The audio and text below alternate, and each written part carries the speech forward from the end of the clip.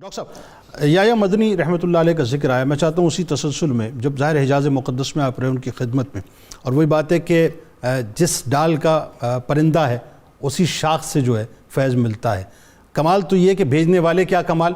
کہ یہاں پہ اس کا جو ہے چارہ نہیں ہے یا دانہ نہیں ہے، اور بلانے والے کیسے کمال، اور تیار کر کے پھر کس کمال سے بھیجا جا رہا ہے کہ جس مشن کو میں سمجھ رہا ہوں، میں نے جتنا پڑھا ایک طالب علم کی حیثیت سے، کہ حضرت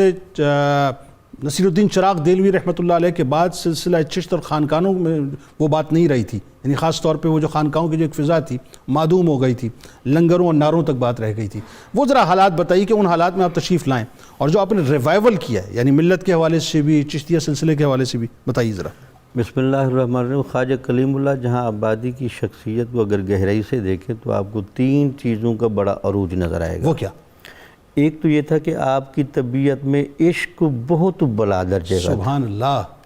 دوسرا آپ کی طبیعت میں علمی تبحر اتنا تھا کہ شاہ ولی اللہ محدث دہلوی کے جو چچا تھے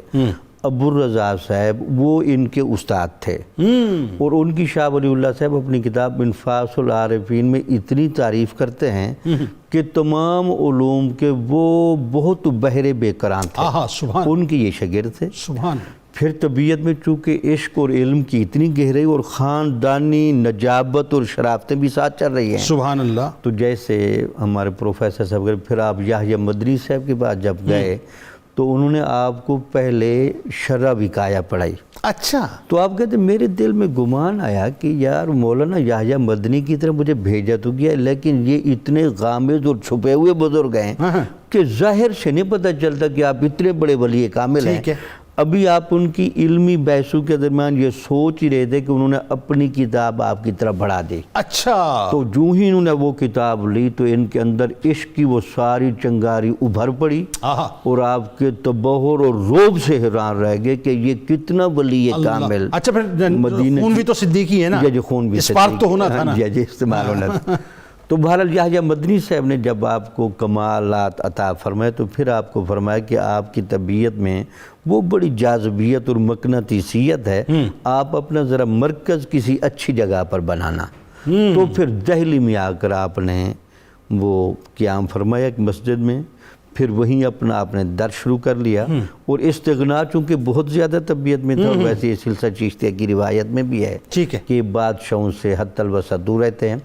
بہرحال کہتے ہیں کہ پھر آپ کی یہ جو جادو اثر شخصیت ہے، جب آپ بخاری شریف پڑھاتے تھے، عبدالعزیز محدث دہلوی صاحب کہتے ہیں کہ ہمارا پورا خاندان محدثین کا ہے، لیکن بخاری شریف کا درس جو خواجہ کلیم اللہ صاحب دیتے تھے، ایسا درس میں نے کہیں بھی نہیں سنا۔ اللہ اکبر، اللہ، کیونکہ آپ وہاں علم بھی بانٹتے تھے، روحانیت بھی بانٹتے تھے، اور پھر اس کے اندر جو ہندوستان کا جو آپ بات کر رہے ہیں، جو مجموعی ماحول بن چکا تھا،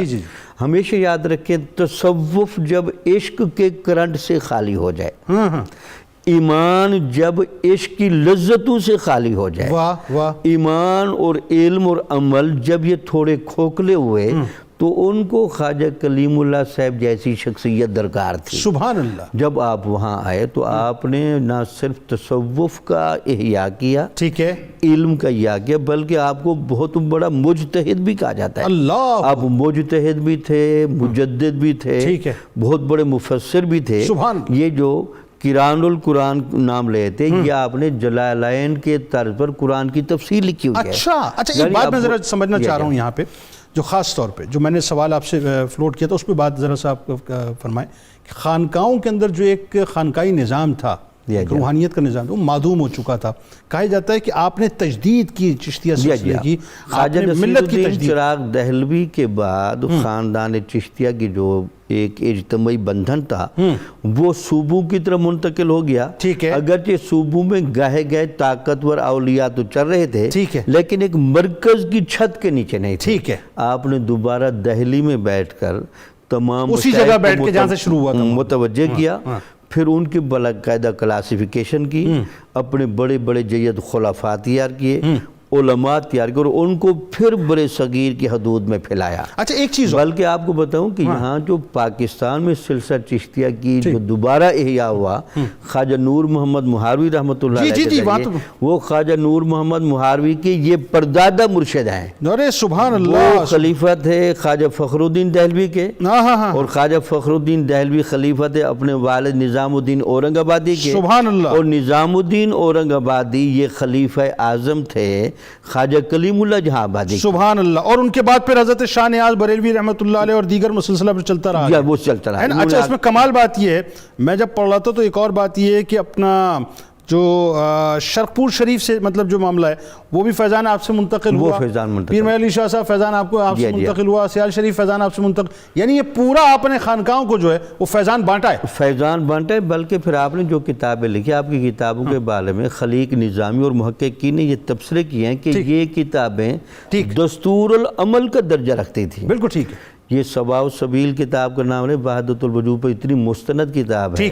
کہ میرے استاد مولانا نعمت علی صاحب نے یہ کتاب 6 مرتبہ مجھے پڑھائی، اس وقت جا کر مجھے یہ کتاب سمجھ آنا شروع ہوئی۔